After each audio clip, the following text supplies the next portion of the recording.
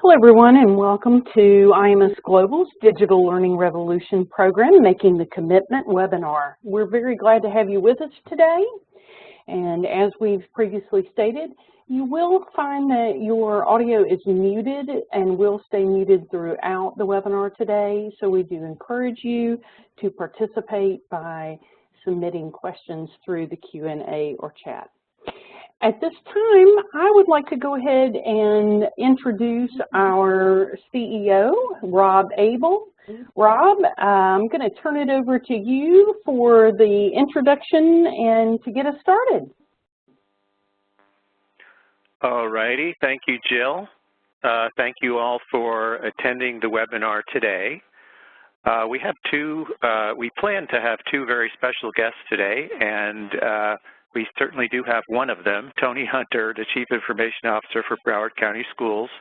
There's been a major snow event happening in the Fulton County area of Georgia, which has affected Serena Sack's ability to participate today. So it's going to be me and Tony carrying the weight here, but as Kara and Jill mentioned, we want to make this as interactive as possible. So we're hoping that the attendees will type questions into the Q&A area. It's very important. There's a chat area, and that kind of is more for administrative sorts of things. But for the Q&A, for the actual questions and answers, we hope you will type into the Q&A area.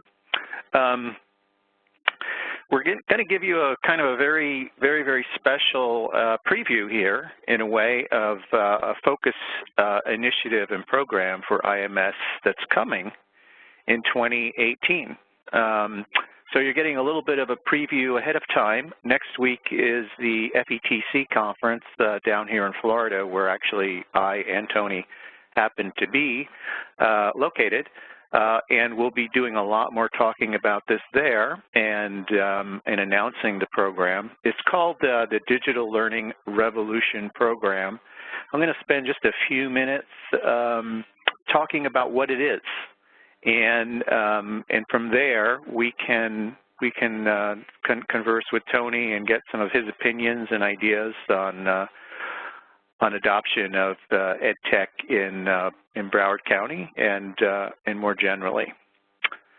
So let's see, what need are we trying to solve? Well, for those of you that are been fans of IMS for a while or involved in IMS in any way, shape, or form, you know that our focus is primarily on that big 8-syllable word called interoperability. And you know, this picture that we're showing right here, these are some of the major systems in almost every school district that need to be integrated to create a seamless experience for the teachers and the students and the administrators. And interoperability, of course, and in our case based on interoperability standards that we develop here in IMS Global with our members, help make that happen, help make that a reality. And what do the standards do? Well, you know, at one level, the standards are very much about cost savings and efficiency, because as we know, custom integrations cost money. And in particular, as the number of systems you're integrating grows, and in particular, the teaching and learning applications, which any given district might have anywhere from tens to hundreds to probably some even have thousands right now, but certainly going into the future, there will be more and more. So the burden of integration becomes much more difficult. So cost is a very important thing, efficiency.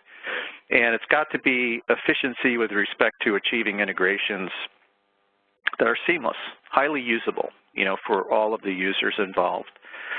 But of course, and the reason we're calling this the Revolution program is you've kind of got that laying of the foundation, which most of the IMS districts, we're working with about 50, 60 districts in IMS today, and pretty much all of them have been at various stages of having laid down or laying the foundation for interoperability at that kind of base level. But then you've got the future, and the future, of course, is more about your particular goals in your school district. We use the term student-centered learning. Some districts prefer personalized learning. Some districts are focused on student success. You know, you've got your strategy and you've got your mission, but the bottom line is for that to pan out, you've got to have products that work well together and that you can leverage the power across your products. So the Revolution program, and the reason why it's a small R and a big E, is that the point we're trying to get across is it is an evolutionary approach to adopt these standards. You can start with where you're at today and incrementally move forward. In fact, given that it's January, most of you, even if you have relatively little experience with IMS at this point, could probably put in place the beginnings of your foundation for this fall 2018. And then from there, you can work towards your future goals of building off of the value of those interoperability standards. It's very hard to retrofit interoperability standards. You've got to start with the interoperability standards as the foundation.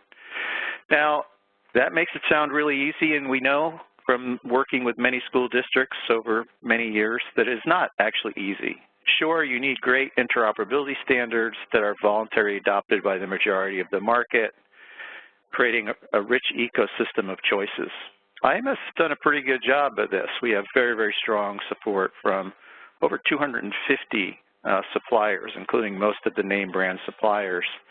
But it's really the districts and or states, for those of you that are state Department of Education leaders, to really drive the implementation. And to do that, of course, of standards, of course, you need to understand what they are and how to ask for them and how to ensure that you're actually getting truly standards-based stuff rather than just some marketing speak.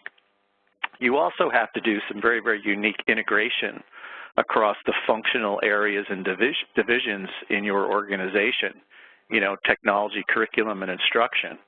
We have found that schools that are best at interoperability, districts that are best at interoperability, have achieved a certain degree, and a very significant degree of interoperability amongst their operational divisions, which has been a very, very good thing. And of course, we also need to keep this going into the future, and that's where the community leadership comes in that happens through organizations like IMS. So bottom line is you want return on investment now, but you want to incrementally improve your impact every year. So this Revolution program, it's really just based on what we have experienced, you know, with our district members in IMS, some of whom have been out this for 2-3 years now. And the thought is that we kind of know what works, and the idea is that we'd like to expand the access to this knowledge and this program to help school districts of all types move forward. And that's what the Revolution program is all about. Here are the 4 major things that we think, you know, kind of the program will help you address based on what we've learned. The first is defining the strategy, plan, and processes for your particular ecosystem, what you need in your school district or state. The second is creating that shared vision across the operational divisions. We have experience on how that works. The third is setting the priorities and making decisions regarding the evolution of your district's technology. And the good news there is in working with IMS, you can work with our other school districts and states and learn a lot from them and really coordinate your efforts. And that really brings a tremendous, you know, force factor into the success of where you're going. And lastly, IMS, in working with suppliers, really has a way to know if they're doing interoperability right or not. We have a testing program, and we call that certification, and that certification is available on the IMS website for everyone to look at this logo here, imscert.org. That's the URL you need to type in, or you can go to the IMS website, imsglobal.org, and just click on the what's called the product directory. Where are we? Well, this isn't a new thing, as I said. This is something that we know works. And it's really just a question of getting it to work for you. And every district is different. Some districts move faster than others, depending on what resources they have available and so forth. And obviously, some of the existing district members have helped create this program. In fact, this program came directly out of school districts telling us how it works and what needs to happen.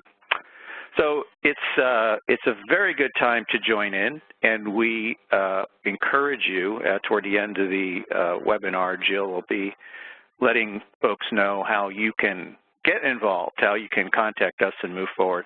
But basically, at a very, very high level, there's 4 tiers to this program.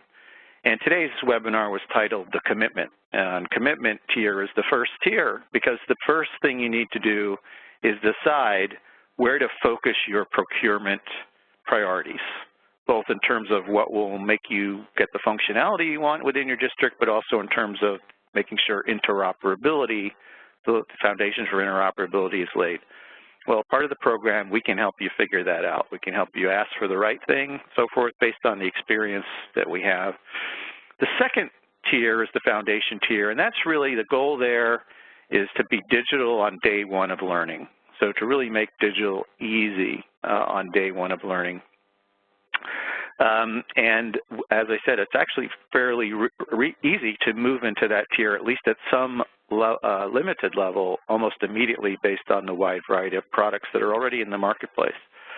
The third tier is what we call the instructional impact tier. Here's where your use of standards gets a little bit more advanced in terms of being able to move data around and make it easy for faculty to easily see what's going on with students and help them. And the fourth tier is more advanced. It's about analytics, insights into data, use of digital badges, and so forth to recognize achievements.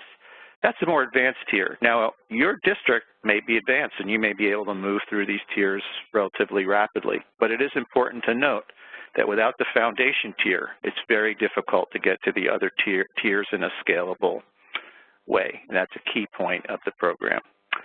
So now we're going to move to our conversation, and as I mentioned earlier, we've got the Q&A going, so just kind of fire them in. We're very, very fortunate to have Tony. We've known Tony for, I think, at least a couple of years now.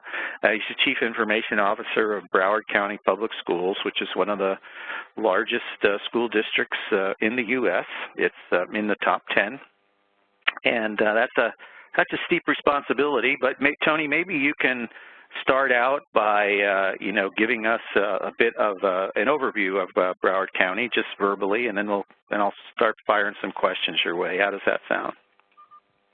Sounds great, Rob, and good afternoon, everyone, and welcome to this afternoon's webinar. It's a pleasure to be with you and to share with you some of the work that we're doing here at Broward County Public Schools. Broward County Public Schools, as Rob mentioned, we're the 6th largest school district in the country. We have about 270,000 students and a little over 300 campuses that we support day in and day out. With that, of course, comes a teaching staff of about 15,000 teachers. And so the whole idea of interoperability and making life easier as we transition to a digital ecosystem, as you can imagine, in your area as well as ours, is front and center in all of our conversations. That's great, Tony. Thank you very much. Okay, so you've gone down the road here a little bit, and as I mentioned in the preview part, one of the key issues in terms of establishing your digital ecosystem is really the coordination across the different divisions, IT, instruction, curriculum, and so forth, and gaining some sort of shared vision.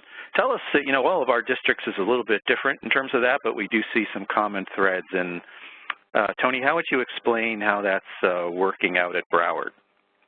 It's working well. I'll tell you, it's critical to the success of the program. So for the IT people on the call, you'll certainly know that IT is there to support and enable instruction, not guide the process. So part of what we do is try and make sure that we're listening to our stakeholders and understanding what they're trying to accomplish and how we, from an IT perspective, can support them in terms of meeting their goals. And I think that's absolutely critical. What I will say is that we have to be careful that we're listening to a broad spectrum of the stakeholders, though. Oftentimes there's some lessons learned here that, you know, we were listening to certain groups. Perhaps we're listening to teachers, but we didn't listen to the administration, or we hadn't talked to students, or we hadn't engaged the community. It's really important that we have a platform where every stakeholder can make sure that their voice is heard and that we can hear all of the input as we're moving forward and trying to deliver the services that the district needs.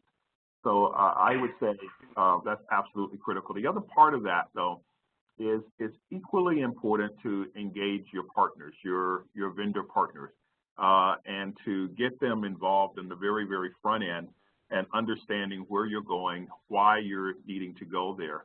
And I will tell you, though, it's important that as you do that, is that you pretty much have to know what you're going to do, because it's interesting. You're not going to be surprised to hear that every vendor will probably have a different way that they want to suggest in terms of how you deliver those services, and it's going to be whatever way that they see easiest for them. But my point is that everyone who's going to be touched by this process needs to be a part of the conversation, not at the beginning, not just at the beginning, but ongoing as we evaluate our successes and we tweak our systems. We need to just make sure that everyone's involved in the conversation, that everyone's kept up to speed in terms of what we're doing and why we're doing it. Is there any particular time frame you think it might take to pull that together? And is it you know, that coordination in terms of listening to the different parties, and any advice on that, and as well as just how do you make sure, you know, that that you're addressing, or does it help to have a key initiative of some sort, maybe that the superintendent, you know, might be very excited about, you know, in terms of a one-to-one initiative or something along those lines? So timing, you know, how long does it take, and to kind of get that coordination, and you know, in your case or in other cases you've seen, is there particular, does it help to tie it to a specific type of initiative of some sort? Most certainly it helps tying it to an initiative. I would say from a timing perspective, and I'll come back to the initiative in a moment, but from a timing perspective, that's going to be dependent upon each district's annual work cycle, if you will. And I'll give you an example. For instance, for Broward, that time is now, and we're having those conversations now. In fact, in 2 weeks, I will be presenting to the Board of Education not only the work that we have done, but we'll be talking about the work that we want to do for the next school year. And so we make sure that even at the board level, we're getting that feedback before we bring to them. That's in a workshop scenario. Before we bring to them recommendations and ask for their support and approval, they're clear on what we're trying to accomplish, and they too have had an opportunity to weigh in on what needs to be done. And then we'll, of course, right now we're going through the meetings with all of our stakeholder groups. Our time frame is that typically by mid-March at the latest, we've made decisions in terms of what our roadmap is going to look like for the following school year, in this case, 18-19 school year. And I think that's important, because even as our students and teachers are wrapping up the current school year, it's a great opportunity to share with them what to expect when they come back. No one likes to be surprised, right? So it's a great opportunity during the spring to start socializing those ideas and making sure that people understand the work that's going to be going on during the summer while they're gone, and what their world is going to look like when they come back. And that gets me back to the initiative, Rob, because many times that conversation is actually tied to an initiative that's going to be kicked off for the following school year. And it's something that teachers and students and administrators can see value in, something that they can see that is going to make their life easier, or to allow them to accomplish their core mission of instruction. Our focus here is always to look for ways to give back as much instructional time as we can in the classroom. So we don't ever want the focus to be on the technology, and we say that over and over again. We want the focus to be on instruction. And so everything that we implement, and this program is a huge part of that, and making sure that we make sure that everything works seamlessly, so so students and teachers aren't sitting there trying to figure out how to get the data that they need, get access to the applications that they need, et cetera.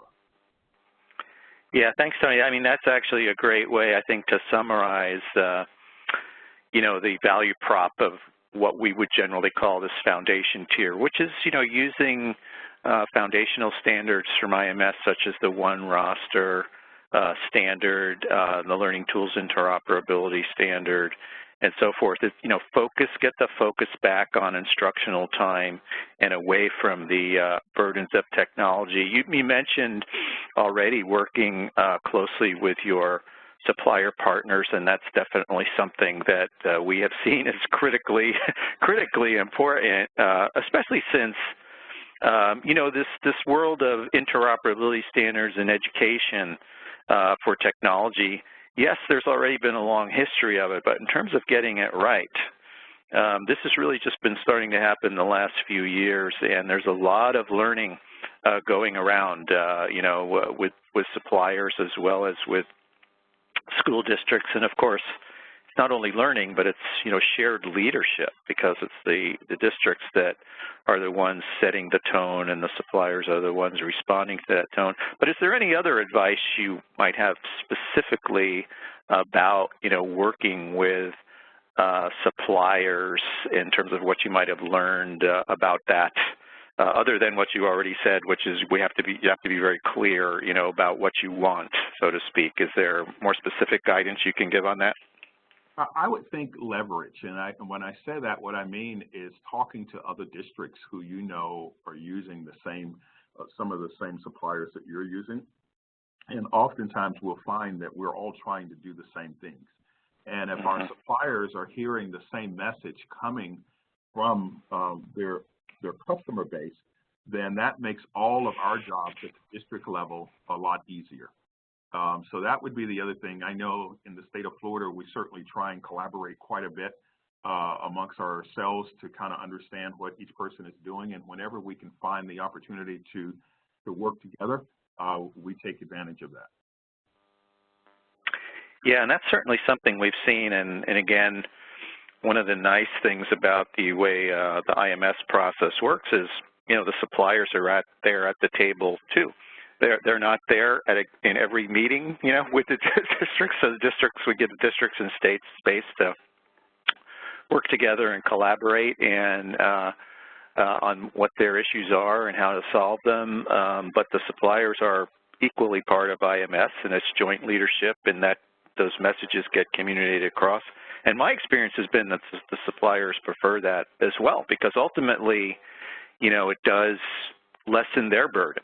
You know, if they can get it right, you know, for a family of or a larger set of customers, that's true. So, is there one growth opportunity you've encountered along the way of implementing the IMS program that you would like others to learn from that we haven't talked about so far? Well, I think probably one of the biggest growth opportunities is around moving at a pace that your organization can support, right? Because the technology behind this, IMS has done a phenomenal job, and our vendors will jump right on board with the resources. And the technology behind this can be implemented fairly quick. We have to, though, make sure that all of the supporting structures are in place for our schools, particularly our teachers, to be able to see value in this, as opposed to seeing just something new that they have to learn in a different way of doing things. And so I think the lesson learned and the big thing going forward is to make sure that there's a strong, not only do you have the stakeholders around the table for the conversations and the decisions, but you're doing a good job in terms of professional development and communication and rollout plans, so that all of the hard work does not get a black eye.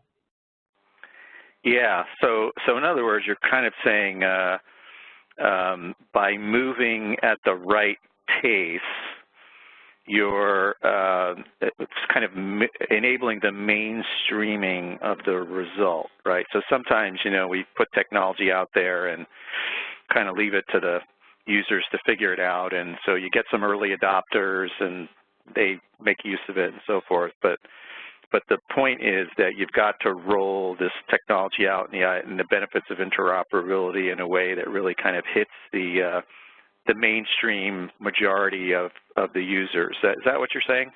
That is what I'm saying, and I think, Rob, you hit on a key point there when you talked about some of the early adopters, because it's oftentimes easy for us just to navigate to that group. But what I will say is that we have to hear all voices, because we need to hear from the detractors as well. And we need to understand what they're seeing as challenges. And at the end of the day, everyone needs to know that we're trying to deliver the solutions that are going to be in the interest of all. And so the only way we can do that is listen to all voices. And I think sometimes in this earlier on in my career, I didn't listen to those other voices enough, and I've learned, of course, over time, it's better to hear them on the front end so that we can kind of work through some of the issues. Right, right. I just wanted to remind folks that we'd like to open up to Q&A here shortly. I don't know if we're getting any questions in, but use that Q&A area in your on the right-hand side of your WebEx screen to type in some questions. Any specific advice, Tony, about the board and the superintendent and this whole, you know, issue of these sort of techie kind of, issues, discussions around interoperability and ecosystems, and, what have you experienced there, and how do you, what are the magic words, or phrases or topics that really seem to hit home with them in terms of what you've experienced so far?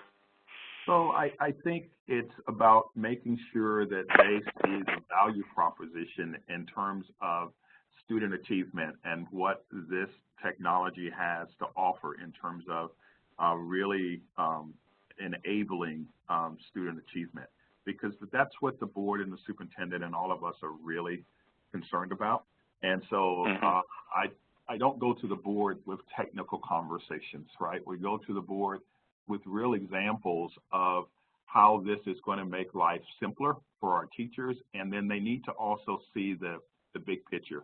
The other thing is that you can't just say it one time to the board. You have to say it often. The board gets bombarded with so many different things that they're having to deal with, and sometimes we may think that because we had a workshop 6 months ago and we told them that this is what we're going to do and now we're ready to do it, they'll remember. But no, what the answer there is that one of the best ways to deal with boards that I've found is to keep it at a level that focuses on instruction and to continue to repeat the message over and over again so that they're very familiar with it. Our boards typically want to support the work that we're doing, but they need a way of communicating that to their stakeholders as well, and in terms of what we're doing and how we're doing it. And so we want to try and provide them with those talking points whenever we can.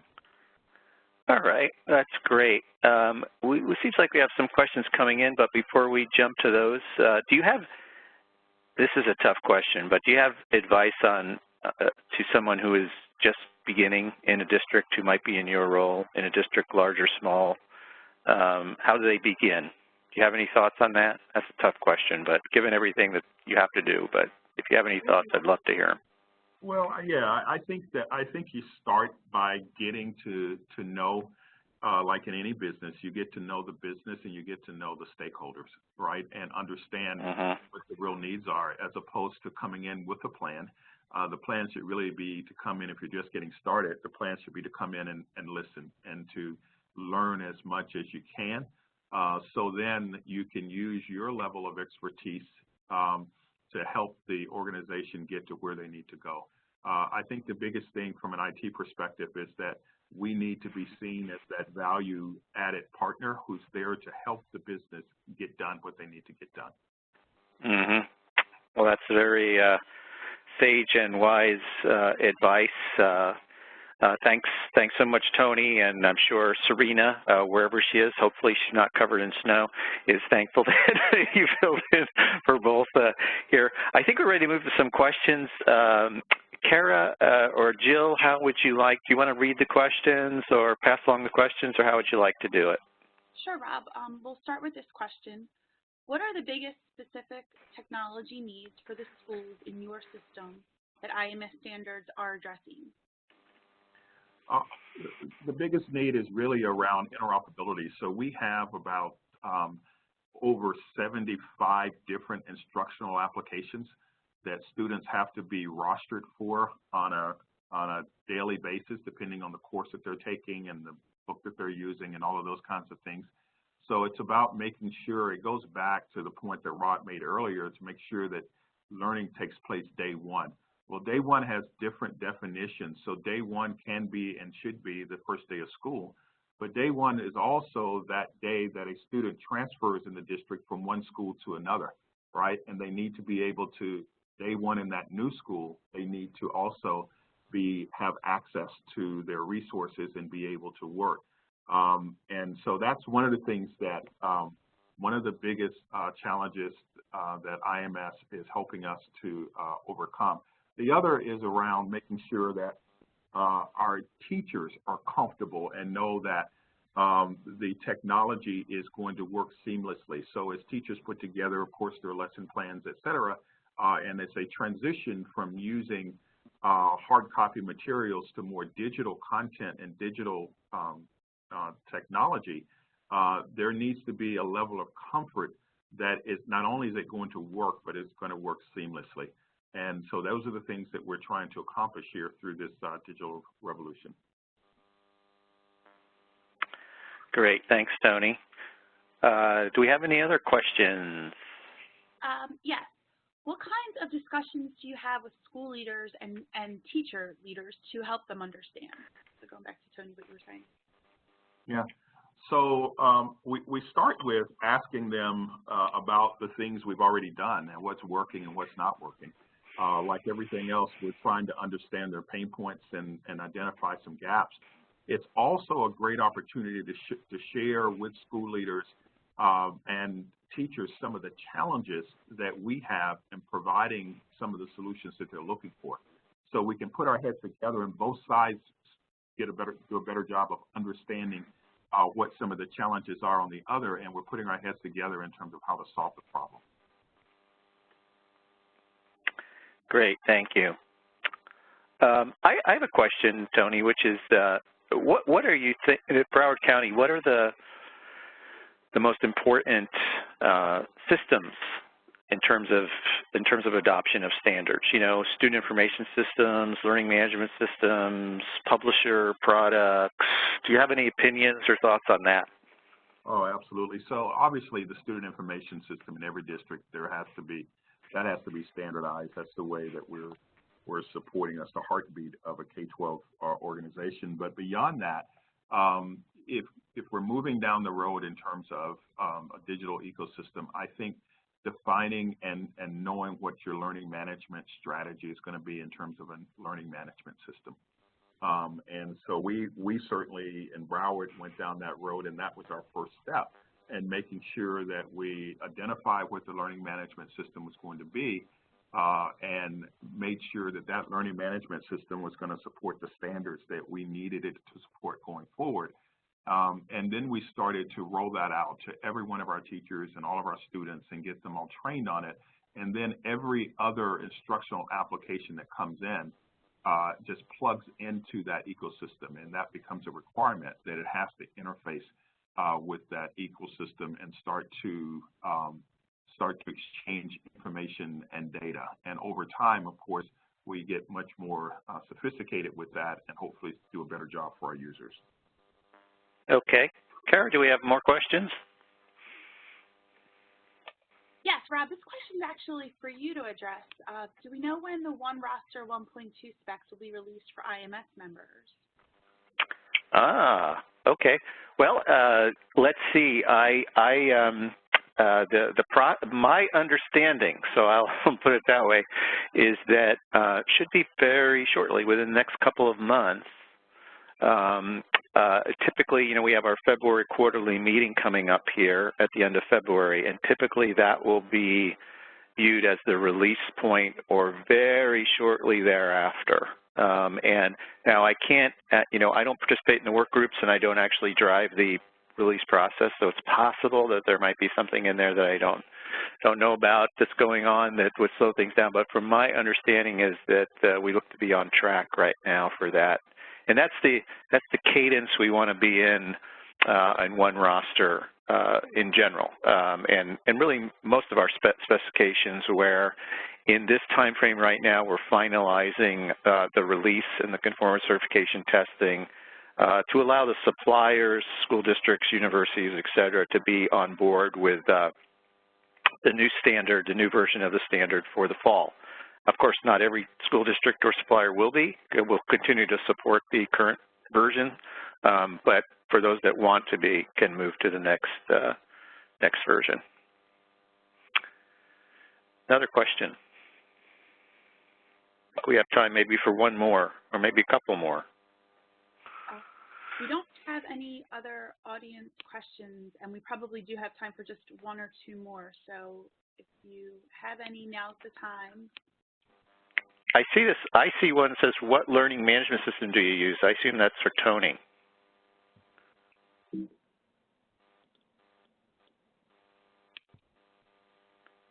Sorry, not to pitch any one system over another, but we selected Canvas as our learning management system.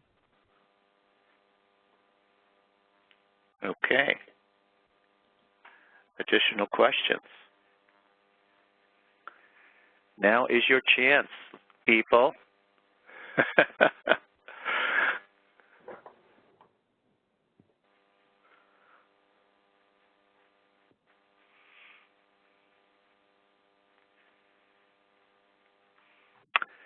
Well, Kara, I don't see any additional questions. Maybe we should move on to the closing part of the I think so. Jill? webinar.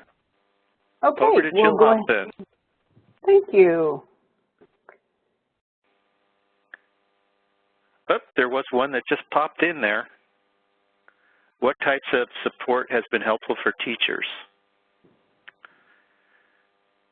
For teachers, it's we've used the professional learning communities quite a bit, and so we have spent a lot of time making sure that there are subject matter experts on the campus that we provide a tremendous amount of support for, and have those teachers actually be able to share with other teachers. The other thing is that using technology, we use discussion groups and those kinds of things so that teachers have an opportunity online to be able to post questions and concerns and things that are happening.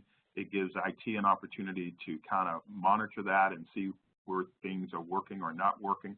But also, teachers are more than happy to share with each other and to support each other in things they're trying to do. All right. Great, Tony. I really appreciate you spending the time with us today, and I'm sure the audience does as well. Jill, over to you. Thank you, and thank you to Tony as well. And as we are wrapping this up, I just wanted to spend a minute making sure that if you're not familiar with IMS, to give you just a little bit of an overview of the organization itself. And with IMS members from over 50 school districts, and including half of the top 10 largest districts, and representation from 45 state departments of education, as well as Rob has mentioned, over 250 different products. Our collaborative is leading the effort to rapidly advance an educational technology system where students and teachers have better options for digital tools that work together and result in more effective teaching and learning.